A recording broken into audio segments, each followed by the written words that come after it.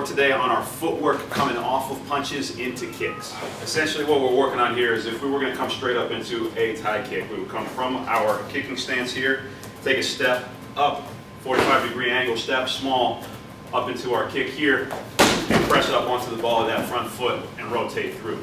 If I try to punch and then kick, if I take the step that I need from my punch, which is forward here, and bring that back heel with me and jab, then if I try to kick from here, my foot's not going to be in the right spot. So what I've got to do after I punch is move that foot out and press up onto the ball of that foot and use that to get the same momentum that I would if I was just coming from my beginning stance. So I jab here, and then I reset that foot. Instead of dropping forward more and making myself too deep, I'm going to hit, drop my toes back a little bit and out, and come up into that kick. So it's 1, and 2,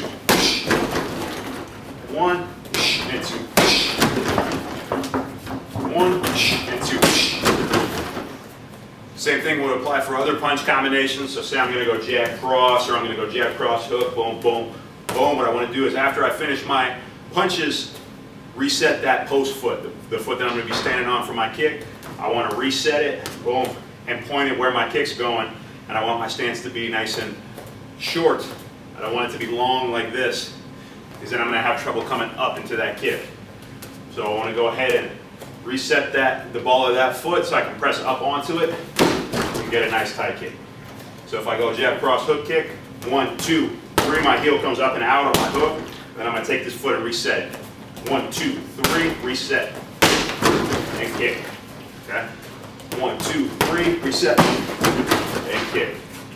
1, 2, 3, little step, boom.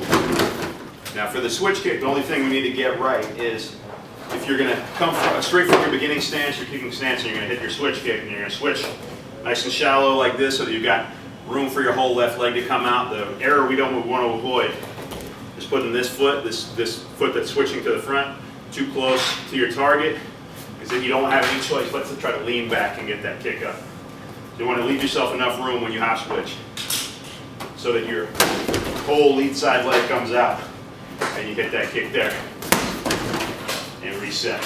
Now when I'm going into my switch kick after punches, the only thing we want to mind is we want to land in that same spot. So if I step up to punch, boom, maybe I hit jab and cross, I don't want to change where I'm landing. I'm going to land in the same spot as though I was just coming straight up from my kicking stance. And then I'm going to come up into that switch kick.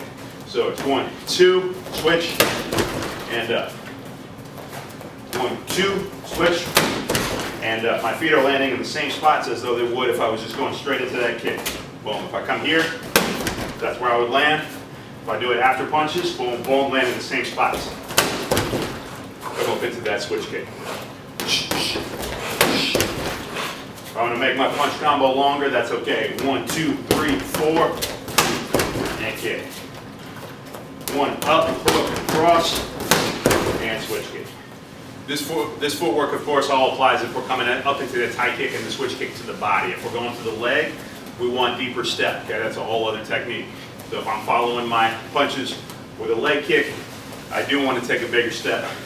It's just going to carry my momentum down through my kick. Okay. On the other side, I don't want to hop switch and be pressing up onto this foot. I want to be pressing down onto this foot. So I would just finish, take a big step, and press down onto that other side foot so that my kick chops that way. Okay, but that's a separate technique. For this one, we're going to the body, so you're making sure your steps are staying small, or your hop switch is staying the same as it normally would be, and you've still got room for that kick to come out nice and strong, and your hip to turn through. So one final time, if I'm going to the power side, then I'm just going to take a small step after I hit my punches. Just going to take a small step. My foot's going to technically drop back a little bit, but you don't want your momentum going backward.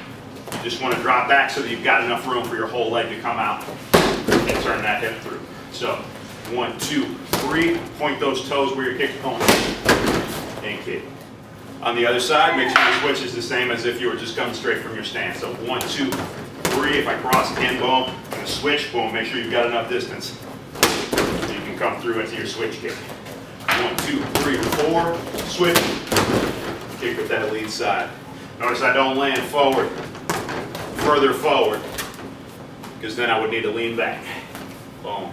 When you hot switch, give yourself room so that that lead side hip can turn. 1, 2, 3, 4, boom. Got this much room. Ah, now I got room to bring that switch kick through. All right, thank you guys. Go Pro. Please join us at the end of the week for the video workout.